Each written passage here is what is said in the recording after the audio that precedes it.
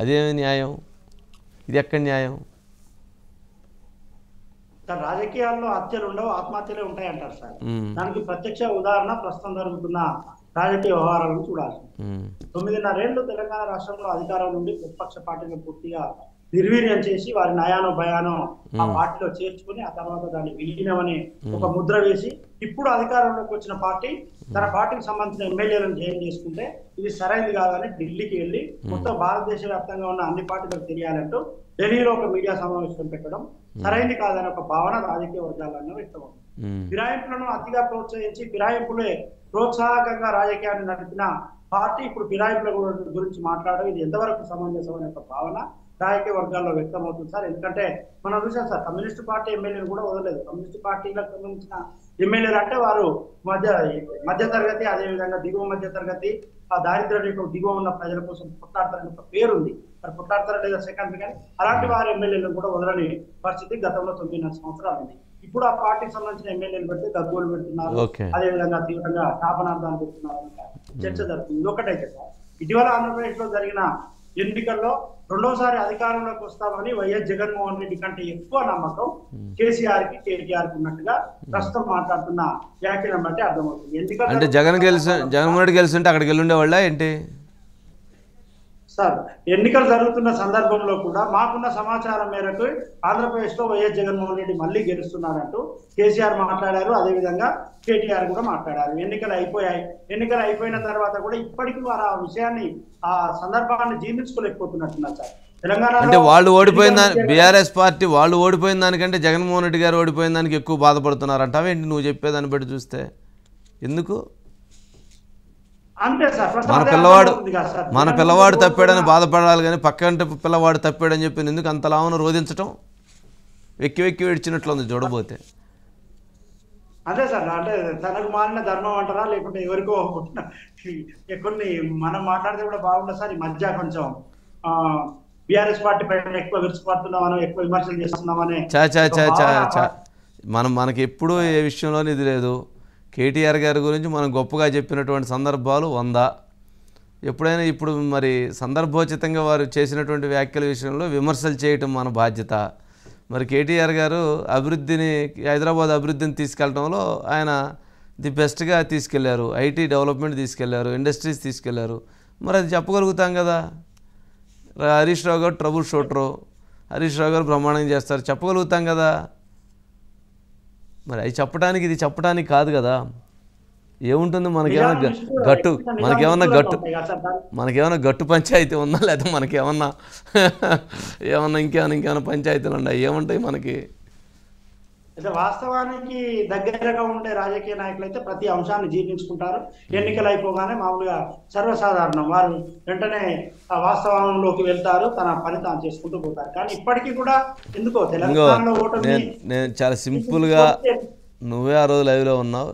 ఏ రోజైతే చంద్రబాబు నాయుడు గారు అరెస్ట్ అయిన రోజున వారు చేసిన ట్వీటు, తర్వాత రోజు ఆయన మాట్లాడినటువంటి ప్రెస్ కాన్ఫరెన్సు, ఈ 2 పదాలు ఖచ్చితంగా బీఆర్ఎస్ పార్టీకి తీవ్రమైనటువంటి అన్యాయాన్ని చేయబోతున్నాయి. ఇది బీఆర్ఎస్ పోతుంది, కాంగ్రెస్ వస్తుంది అనేటువంటి ఒక నానుడికి ఆ రోజు నుంచో మొదలవుతుంది. దీనికి మెడిసిన్ కేసీఆర్ గారు, కేటీఆర్ గారు, హరీష్ రావు గారు కనుక్కోవాలి, లేకపోతే అవుటే అనేటువంటి అంశాన్ని మనం ఆ రోజు నుంచి చెబుతా ఉన్నాం. అది అలా అలా అలా అలా దావణంలాగా వెళ్ళిపోయింది. మరి ఇప్పుడు ఏం చేస్తాం? సరే, ఇందాక నువ్వు చెప్పినట్లు సుధాకర్, అంటే ఇక్కడ ఏంటంటే జగన్మోహన్ రెడ్డి గారు కనుక ఆంధ్రప్రదేశ్ రాష్ట్రంలో వచ్చినట్లయితే ఈరోజు కాంగ్రెస్ పార్టీ నిలబడటం అనేటువంటిది చాలా కష్టం అయి ఉండేది. ఎవరైతే కాంగ్రెస్ పార్టీకి చెందినటువంటి ఎమ్మెల్యేలను అవసరమైతే బీఆర్ఎస్ పార్టీ తీసుకోగలిగేది, లేదంటే చాలా కన్ఫ్యూజన్లో ఆ పార్టీ నడిపేటువంటి పరిస్థితి ఉండేది. ఎప్పుడైతే అక్కడ 11 స్థానాలకి, మరీ 11 స్థానాలు చెప్పాలంటే నాకు కొంచెం చాలా సిగ్గుగా కూడా ఉంటుందా, మరి ఏమన్నా అనుకోవద్దు కానీ. సరే, అదే బీఆర్ఎస్ కనుక అప్పుడు 39 స్థానాలని కదిలించేవాళ్ళు కాదు కాంగ్రెస్. ఎందుకంటే అక్కడ అవసరమైతే అక్కడి నుంచి వైసీపీ నుంచి ఇక్కడ సపోర్ట్ వచ్చి ఉండేది.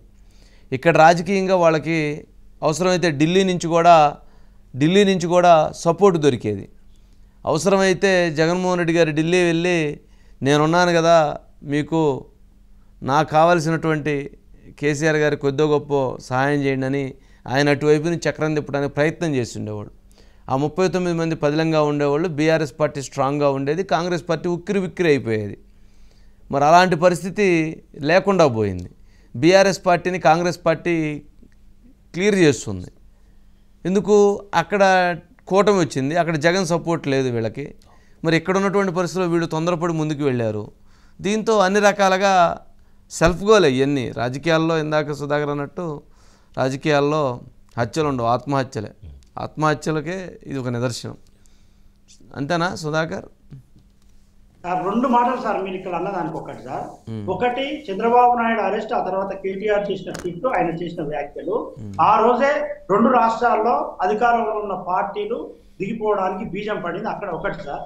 ఆ తర్వాత మీరు అన్నట్టు వైఎస్ జగన్ మోహన్ రెడ్డి ఓడిపోవడాన్ని మీరు ఎక్కువగా బాధపడుతున్నారు, తన పార్టీ ఓడిపోయింది దానికంటే. అంటే దీనికి వాస్తవ రూపం ఏంటంటే సార్, మళ్ళీ అక్కడ జగన్ అధికారంలోకి వస్తే జగన్ తో సన్నిహితంగా ఉండే తెలంగాణకు సంబంధించిన ఒక మంత్రి ద్వారా ఖచ్చితంగా జరిగిన వాస్తవం సార్, రాజకీయ వర్గాల్లో ఉన్న చర్చ సార్. ఆ మంత్రి ద్వారా కొంతమంది కాంగ్రెస్ ఎమ్మెల్యేలను తీర్చుకొని ఎట్ ది సేమ్ టైం ఆంధ్రప్రదేశ్లో జగన్ అధికారంలో ఉంటే కేంద్ర ప్రభుత్వ సహకారాలతో మళ్ళీ బీఆర్ఎస్ ను గద్దెనెక్కించడమా, లేకుంటే బీఆర్ఎస్ సురక్షితంగా ఉండడమా చేయడానికి ఒక ప్రయత్నాలు అయితే ఎన్నికల కంటే ముందే జరిగినాయి సార్. కానీ ఊహించని విధంగా జగన్ మరి 11 స్థానాలకు 12 స్థానాలకు పడిపోవడం అంటే అది ఎవరు మళ్ళీ దానికి పావులు కలపడానికి కూడా ఆస్కారం లేదు, దానికి సంబంధించిన ఒక ఆలోచన చేయడానికి కూడా ఆస్కారం లేదు. అందుకే టీఆర్ఎస్ సంబంధించిన అగ్రనాయకత్వం ఈరోజు మరీ బాధపడుతుంది. తన ఓటమి కంటే ఎక్కువ ఆంధ్రప్రదేశ్ లో ఓటమిని జీర్ణించుకోలేకపోతుంది. తాను ఓడిపోయినప్పటికీ ఆంధ్రప్రదేశ్ లో జగన్మోహన్ రెడ్డి గెలిస్తే తెలంగాణ రాజకీయాల్లో పావులు కలిపి ఏదో రకంగా తమ ఉనికి చాటుకునే ప్రయత్నమో లేకుంటే రాజకీయంగా ముందడుగు వేయడానికి అవకాశం ఉంటుందని ఇక్కడ బీఆర్ఎస్ పార్టీ భావించింది. అది జరగలేదు కాబట్టి ఆ రకంలో ఉన్న అసంతృప్తో లేకుంటే మరోటో బయటకు వస్తుంది. అది ఎంత దాచుకున్నామన్నా దాగట్లేదు. చాలా సంక్షేమం చేశారు, సంక్షేమం చేసిన ఎవరైనా ఓడిపోతారని భావించలేదు. అయినా 40% ఓటు బ్యాంక్ వచ్చింది. ఇవన్నీ ఏంటంటే ఇక్కడైతే తన అభిప్రాయాన్ని అదే తన నిర్ణేతను వ్యక్తం చేసిన ప్రజలను అవమానించినట్టుగా దీన్ని చూడాలి. రైట్ సుధాకర్.